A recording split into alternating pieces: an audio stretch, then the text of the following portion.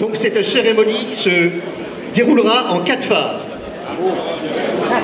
Tout d'abord, l'allocution de M. Christian Bassot, premier adjoint. Ensuite, M. le maire de la commune de Lexie, M. Gérard Aguirre. Troisième phase, une vidéo rétrospective de l'année écoulée 2018, réalisée donc par Florent Baraldo, tous les ans, fidèle au poste, par le droniste donc Aubertin, Christophe Aubertin, et tout ça encadré par notre adjoint délégué Lucien Pess. Et après, donc ça dure à peu près 10 minutes la vidéo, et après on passera donc à la 4e mi-temps, le buffet dînatoire. Merci à vous et on commence les hostilités.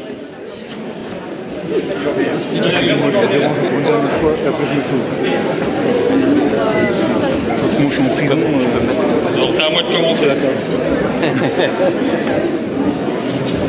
Ça va, tout le monde m'entend? Lève-le un peu.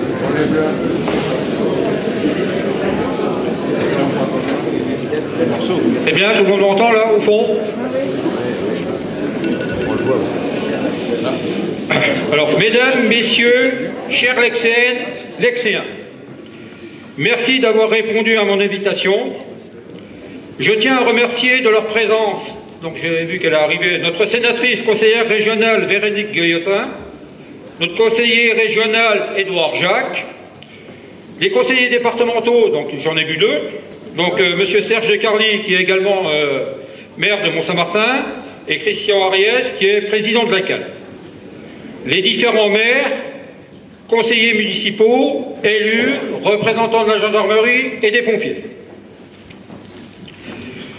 Monsieur le maire, cher Gérard, par tradition lexéenne, c'est à moi que reviennent l'honneur et le plaisir de te présenter au nom du conseil municipal nos meilleurs vœux de bonheur, de réussite dans les projets municipaux ou familiaux et surtout de santé à toi-même ainsi qu'à ton épouse et à toute ta famille. Je voudrais remercier tous les élus lexéens qui prennent sur leur temps pour leur participation aux différentes réunions et qui ont bien souvent lieu en soirée. À ce sujet, je remercie également les épouses et époux qui acceptent de rester seuls à la maison. On n'est pas là pour vérifier, mais on les croit volontiers. Ces différentes réunions sont indispensables pour que la démocratie puisse vivre. L'année 2018 n'a pas été un fleuve tranquille. La France a subi plusieurs actes de barbarie. En début d'année, à Trèbes, où le lieutenant-colonel Arnaud Beltrame a échangé sa vie contre celle d'un otage. Le dernier en date, à Strasbourg, en décembre. Il y a eu aussi des joies, en particulier lors de la Coupe du Monde de foot, où la France a remporté sa 2e étoile. Le chômage de masse perdure. La pauvreté touche de plus en plus d'habitants. Le pouvoir d'achat régresse. Je comprends la colère de nos concitoyens qui subissent depuis plusieurs décennies une politique de régression qui privilégie en particulier le capital et ignore l'humain. Ce qui a amené la révolte du peuple en fin d'année à travers les Gilets jaunes. Je me posais 2 questions. La première, que serait Lexie sans les associations? Malgré les contraintes budgétaires qui nous sont imposées par l'État, nous avons toujours décidé de ne pas pénaliser les associations et nous avons toujours maintenu les subventions au même niveau que les années précédentes. Nous avons fait ce choix car nous savons leur rôle. Vous êtes des bénévoles, vous donnez votre temps pour animer notre cité, pour offrir des moments de détente, de plaisir, de loisir à nos habitants qui répondent souvent présents. Vous créez un lien entre les habitants, vous accueillez des jeunes, des moins jeunes, pour partager vos passions et vous contribuez à donner une belle image de notre commune vers l'extérieur. La deuxième question, dans 20 ans, la commune de Lexie existera-t-elle?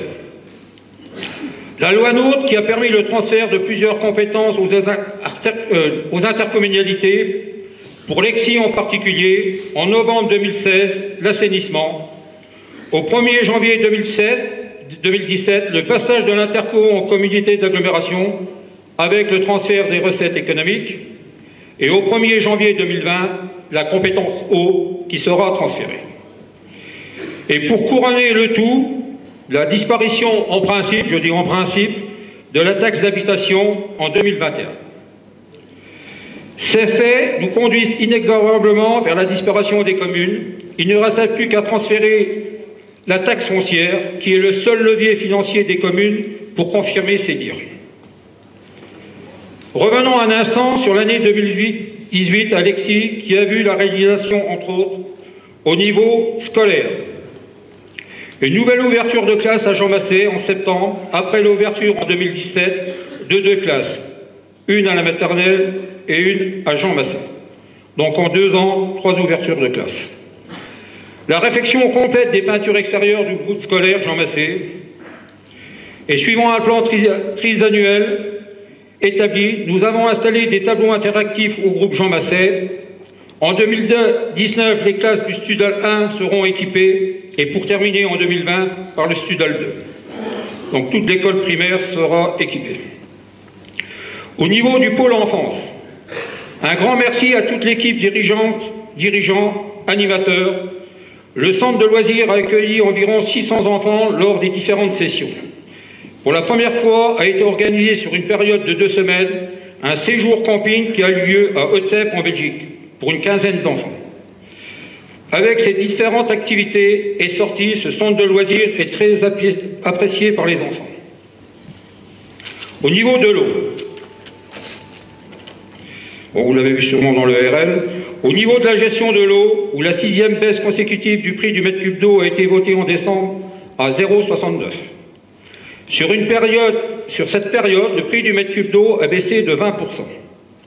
Par contre, la communauté d'agglo de Longwy, représentée ici par le président, a voté pour les Lexéens sa 3e hausse consécutive. En 3 ans, on est passé de 1,40 à 1,63, ce qui représente une augmentation de 17%. La différence entre l'Exi et la Cale, ce que l'Exi gère son eau et qui gérait de la même façon son assainissement, c'est-à-dire une gestion responsable des deniers des Lexéens et donc défendait le pouvoir d'achat. Par contre, la Cale a choisi une gestion en son traitance pour raison de facilité, de manque de volonté ou de courage, et l'usager paye. En raison du transfert en 2020 de la compétence eau à la Cale, attendez-vous à une forte augmentation du prix du mètre cube en quelques années. Je prévois que ce prix risque de doubler et peut-être encore plus. Donc, on verra bien. Une autre taxe mise en place par l'Interco en 2017 pour les Lexéens, qui n'avaient pas l'habitude, et qui est peut-être passée inaperçue, la PFAC. Un nom barbare, c'est la participation au fonctionnement de l'assainissement collectif. L'ex-taxe de raccordement à l'égout, qui pour nous est du racket. Je précise du racket. Alors je vais m'expliquer pour quelle raison. Le prix de la redevance d'assainissement comprend la collecte, le traitement, la gestion, l'entretien des réseaux, etc. Donc voici deux exemples qui pour moi est du racket. Lorsqu'un promoteur immobilier aménage un lotissement privé, je précise bien privé, il crée un réseau d'assainissement et le raccorde au réseau principal. Donc dans le prix de vente de l'art, ces différentes dépenses sont comprises. Le futur propriétaire, lors de l'obtention de son permis de construire, va payer cette PFAC sur un réseau qui lui appartient, d'un montant qui est d'environ 2 000 € par maison individuelle.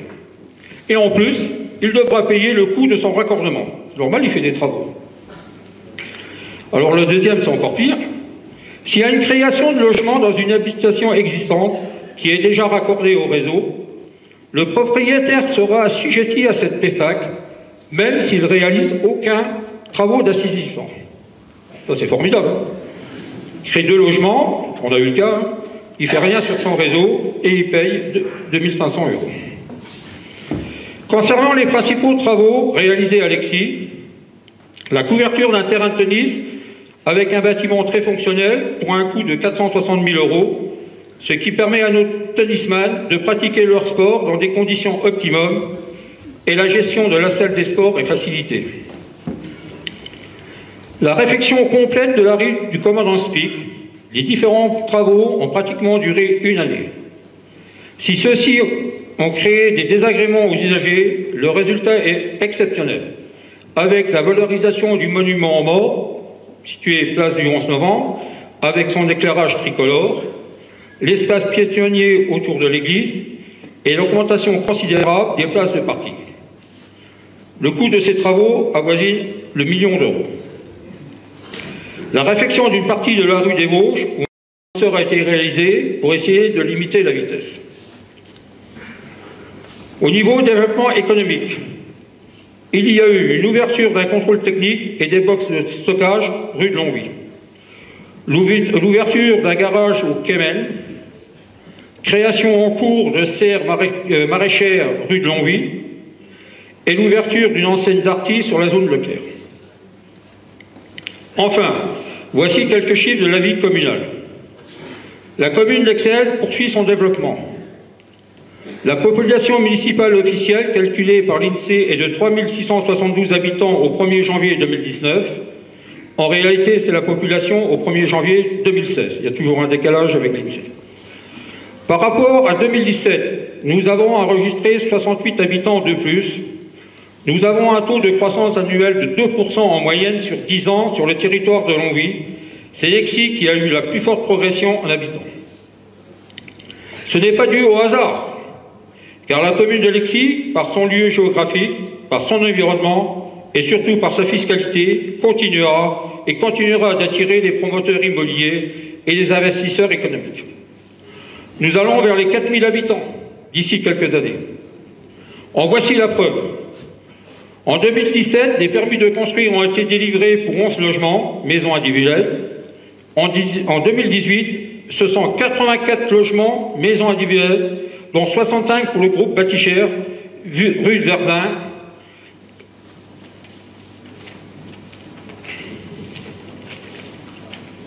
Qui sont en cours de création. En 2019, 36 logements rue Brassin, gérés par MMH, vont être habités. Avant de passer la parole à notre maire Gérard Aliéry, la commune de Lexy tient son cap. Il est temps maintenant de souhaiter à chacune et à chacun d'entre vous et à vos proches, dans votre vie personnelle ou professionnelle, une belle année 2019 et surtout une bonne santé. Je vous remercie de votre attention et vive Lexy!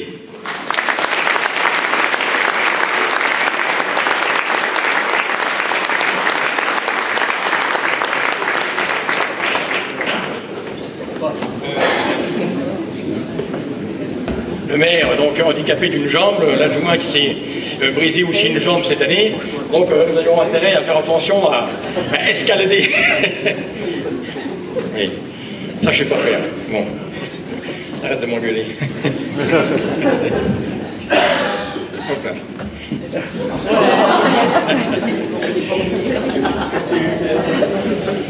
Mesdames, Mesdemoiselles, Messieurs, chers amis, quelle belle assemblée.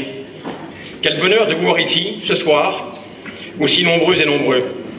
Votre présence, large, ne peut que marquer votre attachement à notre belle petite commune. Nous tous ici formons une communauté humaine, soudée, rassemblée, où chacun d'entre vous, quel que soit son rôle, se sent finalement porteur d'une parcelle de l'avenir de Lexy, s'en sent co-responsable, s'en sent l'impérieux besoin de s'y intéresser comme pour mieux participer à la construction continue de ce socle dur si incontournable qu'est la cohésion sociale. Rien ne se fait, rien ne se construit dans aucune communauté, de quelque taille qu'elle soit, sans cette cohésion. Mes 36 ans de vie communale m'en persuadent. C'est pour sentir cette cohésion, finalement, que vous êtes là. Comme pour mieux aussi, ensemble, tous ensemble, exorciser les maux actuels de notre société et se ressourcer profondément pour aborder plus fort l'année qui vient. Une année résolument tournée, pour moi, vers l'espérance. Une année cruciale pour la France et l'Europe, avec les échéances électorales de mai prochain en particulier. Une année où nos gouvernants doivent impérativement se ressaisir et réorienter les priorités. Le constat est sans appel. La France est divisée, profondément divisée, trop divisée. Le mal sourd couvait depuis très longtemps. Il éclate aujourd'hui avec la juxtaposition maladroite de toute une série de mesures fiscales qui touchent par trop au porte-monnaie des familles qui travaillent, et donc à leur pouvoir d'achat. Depuis 1992, et le traité de Maastricht qui l'a consacré, tous nos gouvernants, de gauche comme de droite, ont justifié les hausses d'impôts et de taxes en tout genre sur la base du seul ratio à tenir des 3% du déficit public. Europe oblige. C'est l'application de ce sacro-saint ratio qui a conduit depuis la suppression ou le recul de nombre de services publics, la suppression de centaines de milliers d'emplois par l'abandon massif d'investissements lourds qu'aurait dû porter l'État. Et tout cela pour résorber la dette. A-t-on mesuré concomitamment le coût du chômage de masse tel que nous le vivons? Avec le recul, aujourd'hui, d'éminents économistes affirment avec force que l'application de ce diktat n'avait et n'a toujours pas de justification économique, n'a même aucun sens. Le résultat de son application rigide est là maintenant, malheureusement. On ne conduit pas une politique, qu'elle soit nationale, régionale, départementale ou communale, en tirant les gens vers le bas. Jamais. Nous ne sommes quand même pas en guerre. On essaie toujours de les tirer vers le haut. Il faut que Bercy cesse d'être le cœur du pouvoir aux ordres de Bruxelles. Il faut que nos gouvernants laissent ces technocrates à la gestion des finances publiques, à la seule gestion des finances publiques. Il faut que nos gouvernants actuels, ils en sont capables, se réapproprient le noble art de la politique, non pas pour nous faire rêver au changement du monde, dans une autre vie peut-être, mais pour patiemment effacer ce sombre sentiment de délaissement et de frustration et faire remonter des milliers, des millions de personnes dans le train France, le train qui nous mène à notre avenir proche. Il faut recréer les conditions de la confiance et arrêter de réformer à tout va. Il faut bien sûr adapter le pays aux contraintes nationales et internationales, mais non pas en le réformant précipitamment, en y laissant de fortes brisures et cassures, mais bien plus en le formant jour après jour, semaine après semaine, pédagogiquement, pour faire adhérer notre bon peuple, qui va ainsi se forger une conscience collective absolument nécessaire déjà pour affronter deux dangers bien plus pernicieux que celui de la gestion technique de la dette française. Je veux parler ici de la montée du populisme et du poids de plus en plus important des communautarismes. Quel danger! C'est cette conscience collective qui, demain, apportera par ailleurs la confiance, la foi en l'avenir, le retour de notre esprit créatif et, in fine, l'investissement et la croissance. Et l'application des 3% de Maastricht disparaîtra d'elle-même. Je veux croire en nos politiques pour s'y atteler et, comme avait dit De Gaulle, assurer l'indispensable unité nationale. La France des droits de l'homme et des libertés est celle aussi qui porte passion à la justice sociale. Elle est belle, cette France-là. Recouvrons-la. 3 étages administratifs en dessous. C'est aussi de confiance en l'avenir qu'il nous faut au niveau de notre intercommunalité.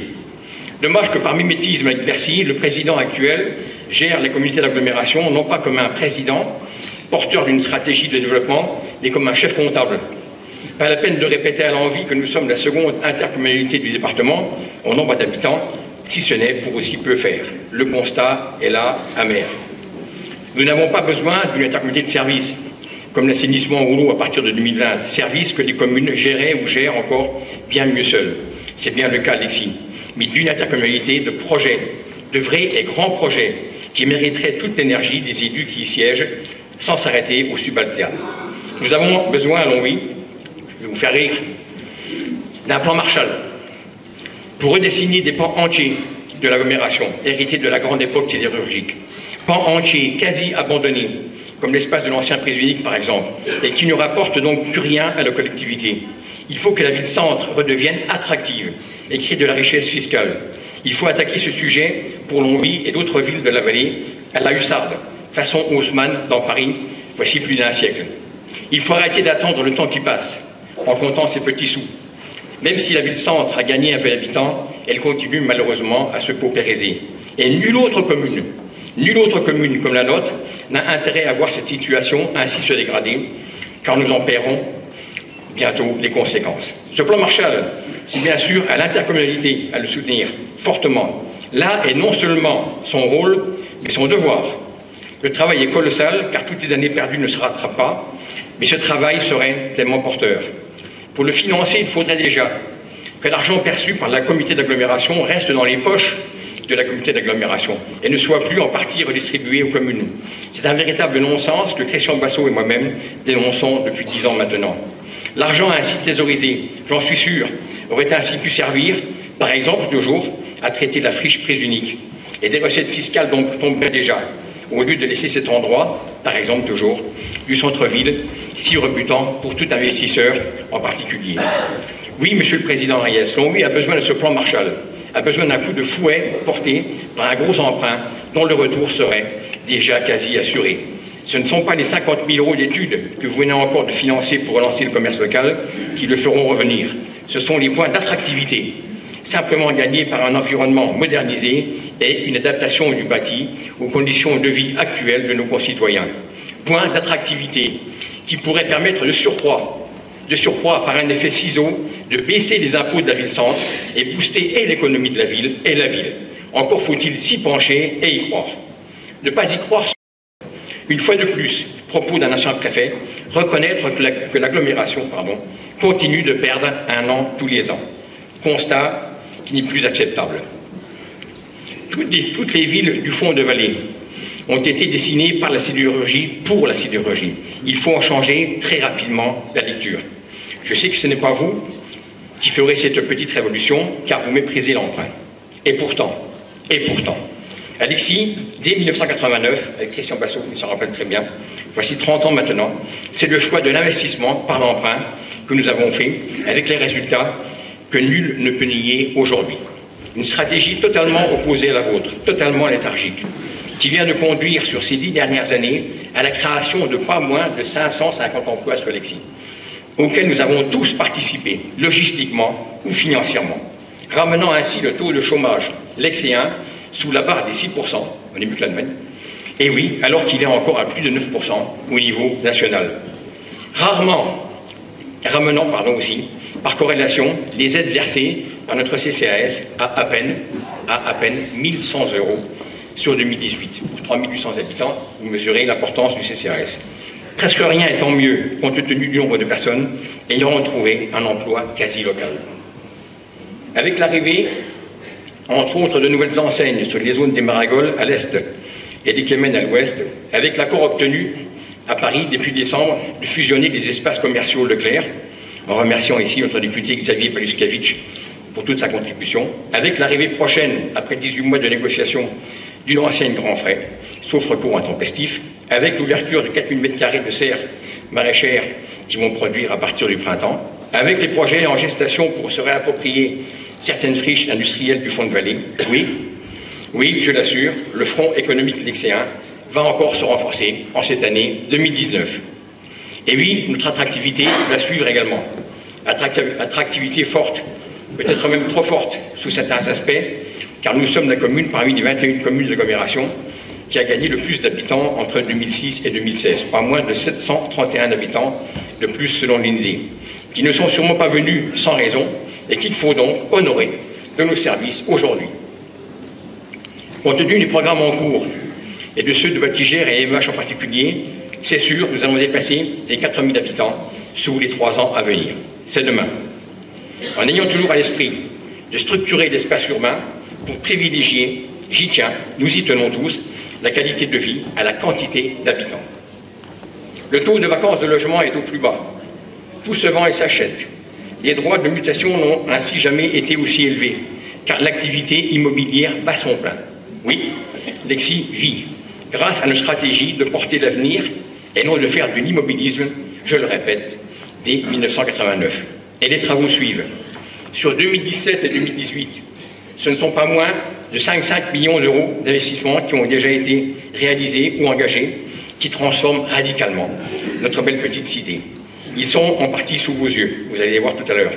Je n'y reviendrai pas, de manière à ne pas allonger mon propos, préférant déjà évoquer ceux de 2019, avec de gros travaux toujours sur l'école Jean Massé, la reprise totale de la rue des Acacias, avec enfouissement des réseaux secs, la réfection du chemin de la Virine, l'aménagement par convention avec le département de l'entrée ouest des Maragols, une première tranche espérée sur la reprise de notre parc municipal, dont il faut redorer le blason, une première tranche aussi sur le cheminement d'eau entre la mairie et la zone commerciale, la réfection et mise en lumière, il sera beau, de notre clocher, et, très beau projet, le suivi des études, puis la construction d'une centrale hydroélectrique pour laquelle nous avons reçu les droits d'eau courant 2018.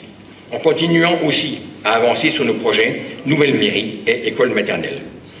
Et tout cela avec une taxe foncière toujours à 10 points et un prix de l'eau, Christian Bassot l'a redit aussi, qui vient de baisser à 0,69 € du mètre cube pour la 6e fois, quasi consécutivement.